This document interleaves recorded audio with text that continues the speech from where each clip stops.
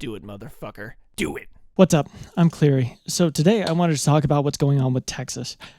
So let's start here. What's the issue? What caused all of this? So I have an article from CBS that goes over just that.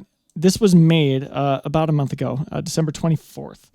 So this isn't exactly current, but this helps give me an idea of why Texas has responded the way they have. And we'll get to the response in a minute. But this paragraph right here is the one I wanted to focus on. It goes, in just 5 days last week, Border Patrol processed nearly 50,000 migrants who entered the U.S. illegally, with daily apprehensions surpassing 10,000 thrice, up from the 6,400 average last month, according to federal data obtained by CBS News. Roughly 1,500 additional migrants are being processed each day at official border crossings. So it seems like the border is getting a little overwhelmed right now with immigrants. It has been for a couple months.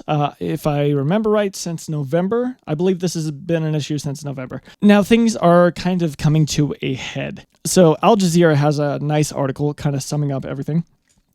And you can read it if you'd like. I'm just going to give you the main points.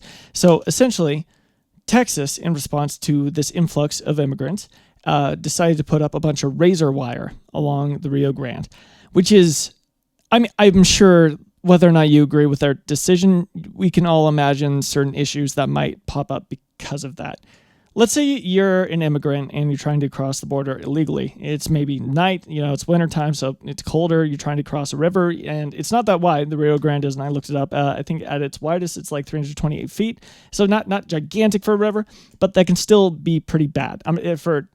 Anybody who's ever crossed a river knows that it can be pretty tough. So you're crossing in the river at night in the cold, and you get to the other side, and there's a bunch of razor wire.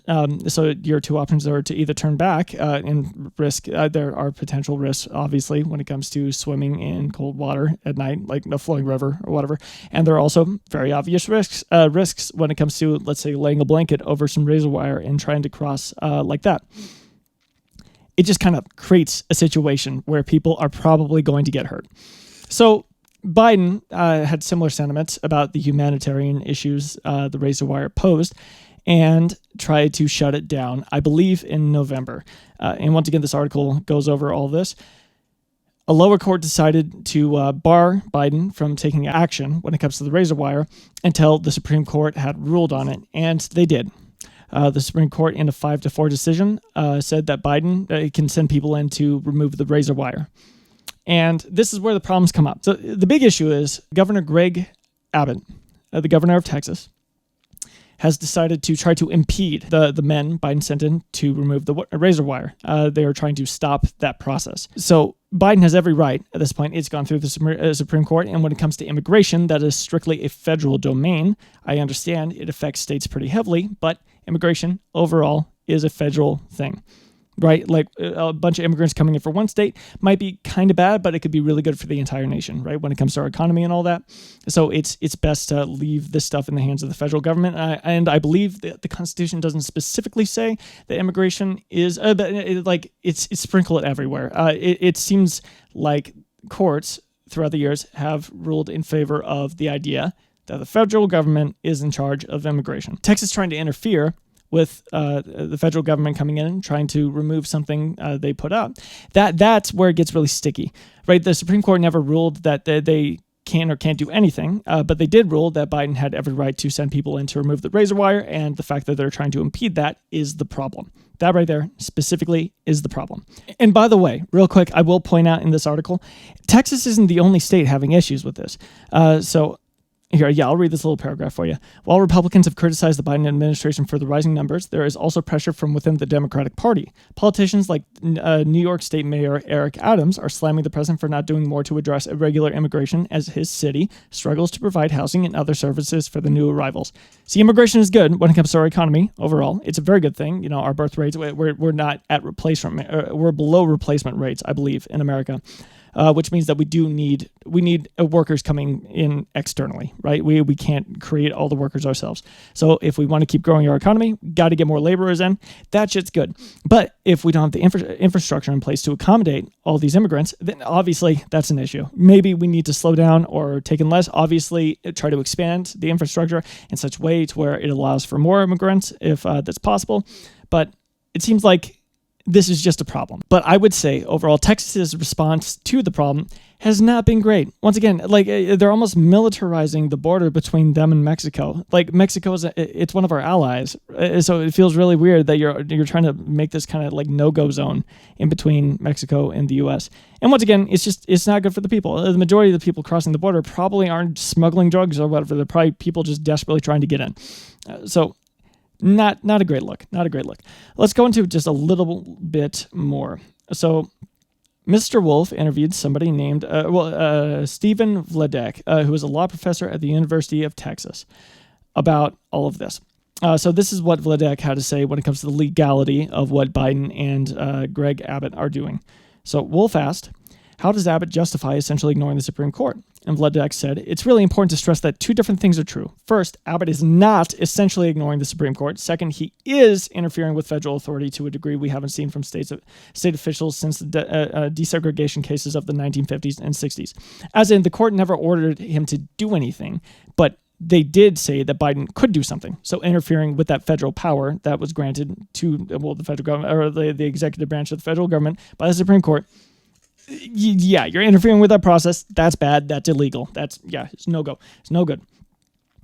And it sets a really weird precedent. Like, anytime a state has an issue with how the federal government's handling things, can they just rebel? Should we allow that? Like, of course not. The federal government's there. It will in place to keep all the states together, cohesive, aligned, and of course to like minimize conflicts and stuff like that. When it comes to immigration, I feel like I might have already said this, but the reason why the federal government overall like has the power to dictate things when it comes to immigration is because immigration affects the entire country. Very obviously, like especially economically speaking, it's like a lot of immigration could be really, really good for us. So it's best to leave that in the hands of the federal government, who has kind of like a better view of the big picture. Whereas like an individual state dealing with immigration like Texas might see a benefit in not bringing in so many migrants, even though like as a whole, like it hurts the country, if that makes sense. So it's important that states in the end fall in line, or at the very least to use the systems in place that we have to solve these issues instead of just rebelling against the government. That's such a bad idea. Speaking of, what is Biden doing about all this? Is he going to arrest Abbott? Is he trying to work with them? Well, it's the latter. He's trying to work with Greg Abbott and other, just Republicans in general, to make some bipartisan immigration deals. It makes some bipartisan immigration policy. So let's read this article just a little bit. Sources close to the current bipartisan immigration deal being worked on by members of the U.S. Senate in Washington say the deal could be struck as soon as next week. And I believe, speaking of next week, when was this written?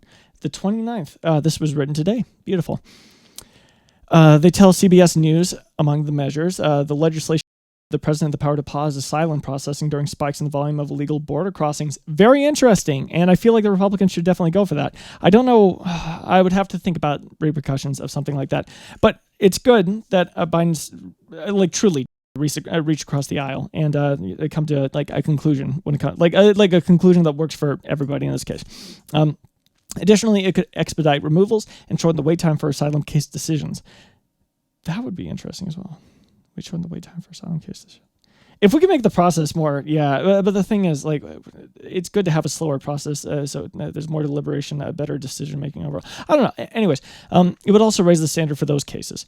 Okay. That just addressed my concern. Never mind. So this weekend, President Joe Biden pushed for the deal, saying, "If that bill were the law today, I'd shut down the border right now and fix it quickly." I believe it. I believe it too.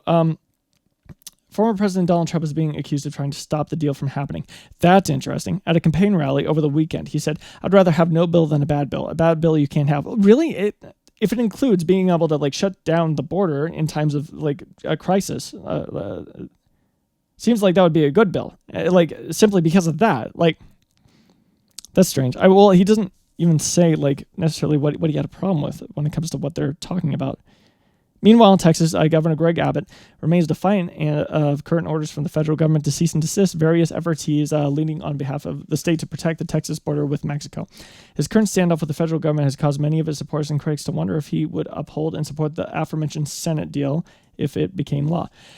That is interesting. I don't know. I feel like if they passed he must. Otherwise, it really is just like a political angle. He's just playing political games. He doesn't really care. Like, he should be all for this bill being written up. But I don't know. But overall, Biden has taken steps to address this. He isn't just going to arrest Greg Abbott, at least not how things stand. Even though it sounds like he very easily could. I mean, it's a rogue governor, right? Not something you want to let stand as the president of the United States, right? You can't have governors. Oh, God, and there's that. Oh, last thing I'm going to talk about, the fact that almost every red state has come out, like their governors have come out in support of what Texas is doing. We can't support this sort of work within the system. And once again, like, well, maybe the fact that you made a fuss about it helps, expedite, like bill making and all that. But still, like, there are processes in place to allow for changes like like what's happening, right? So work within the system instead of literally rebelling against the federal government. That seems to be like a huge step outside bounds. It's just bad. It's bad. Texas should not be doing what they're doing. I understand there's a problem, and instead of putting up a bunch of razor wire, maybe like try to work with the government, the federal government, to come to a conclusion that will be good for everyone involved, if that makes sense. But overall, my thoughts on it are, well, my main issue is the fact that immigration is the domain of the federal government, and one of the states, Texas, is now just straight up throwing that idea in the trash, saying, "No, fuck them. All right, it's our state. We're going to do what the fuck we want with it," which is not how our union works at all. I just want to remind everybody, we live in the United States. We all work together, cooperate to make things happen, right? So if you're ignoring the federal government, like Texas is, you're ignoring all the other 49 states and what they have to say on the matter, right? That's what the federal government is. It's all those states coming together to make decisions on behalf of the entirety, the whole. So I don't know what else to say about it. Well, I guess if you're a Republican listening to this and you made it this far, I doubt, if you disagree with me, that you have. But if you have, what if Trump got reelected and he finally got the resources and the political clout together in order to build the wall, like fully, just across the entire border? He actually was able to accomplish that. And then California, even though, once again, like Trump had every right to do it, he went through the proper channels and everything. It was all kosher. Then California's like, no, you can't tell us how we deal with immigration. You can't do that. No, fuck you. Like, obviously, you would have a problem with that. You probably don't want states being able to just say, no, fuck you, whenever the fuck they want, right? I would have a problem if California started doing that, by the way. Even if I disagree with the wall or whatever, I don't think it's a good idea for states to start going rogue, just in general. So just blue or red, doesn't matter. I think it's a bad idea.